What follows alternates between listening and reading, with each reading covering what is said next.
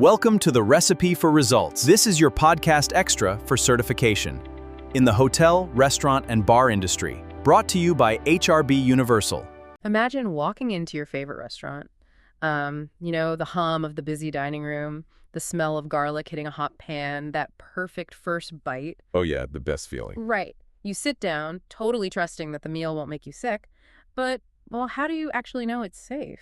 We usually just look at a clean table or, nice plating and assume the kitchen behind those swinging doors is just a well-oiled machine. Yeah, exactly. But public health doesn't run on assumptions. It runs on highly structured protocols. So today, we are doing a deep dive into the syllabus for a food safety certification course happening in Fort Walton Beach, Florida, on August 31st, 2026. That's the HRBUniversal ServSafe Food Protection Manager exam. Yes, that's the one.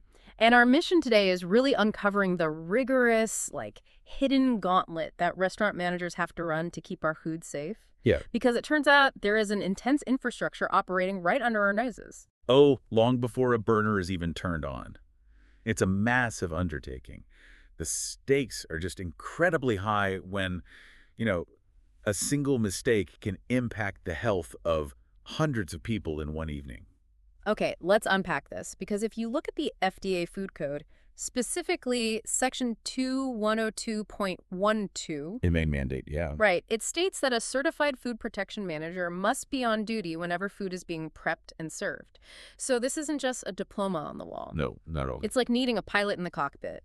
Or they act more like an orchestra conductor. They might not be playing every instrument or cooking every dish, but they ensure every single line, cook, and dishwasher is on the exact same sheet music. So the kitchen doesn't devolve into chaos. Exactly. And what's fascinating here is that this isn't just about memorizing rules.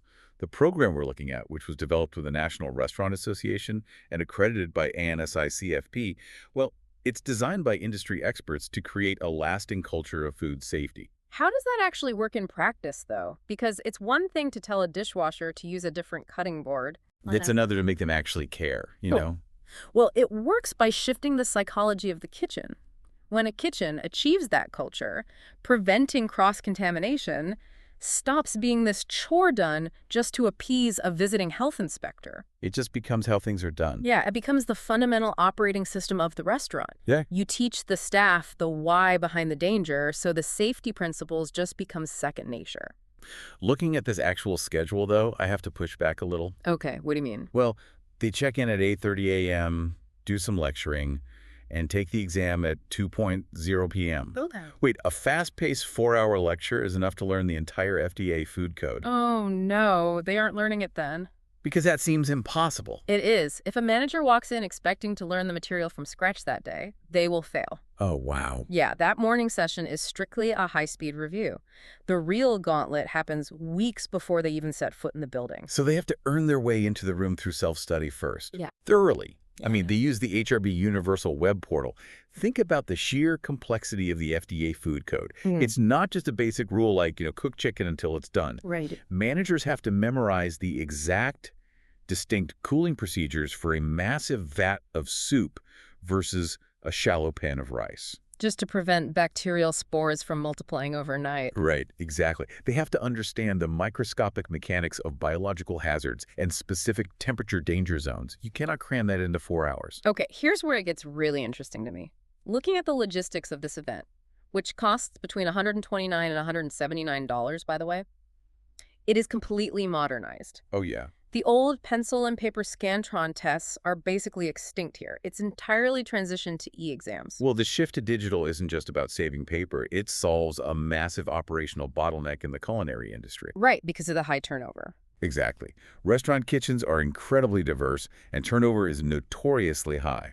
By migrating to e-exams on personal devices or provided Amazon Fire tablets, the test can instantly be offered in multiple languages. Like English, Spanish, Chinese, and French Canadian, according to the syllabus. Right. Which completely removes the language barrier from the safety equation.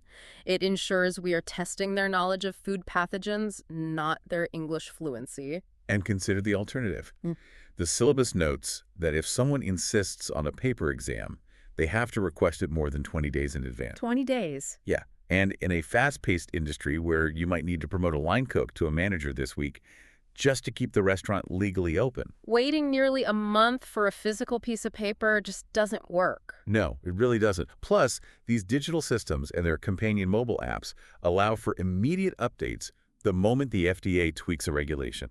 So the takeaway for everyone listening is that the next time you are enjoying a meal out, take a second to appreciate the infrastructure keeping you safe.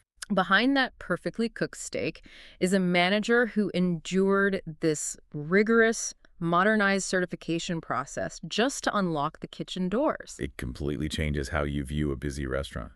You realize there's a highly educated conductor keeping the chaos in check. It really does. But it does leave me with a lingering thought to throw out there for everyone to ponder. Oh, okay. What's that? Well, the source material emphasizes teaching these managers to create this lasting culture of food safety through intensive self-study and testing. Right. But once that fast-paced 4-hour review is over and the tablets are packed away and the real-world kitchen heat begins, I mean, how does a manager actually enforce that invisible culture day in and day out when the Friday night dinner rush hits and everyone is just scrambling to survive the shift?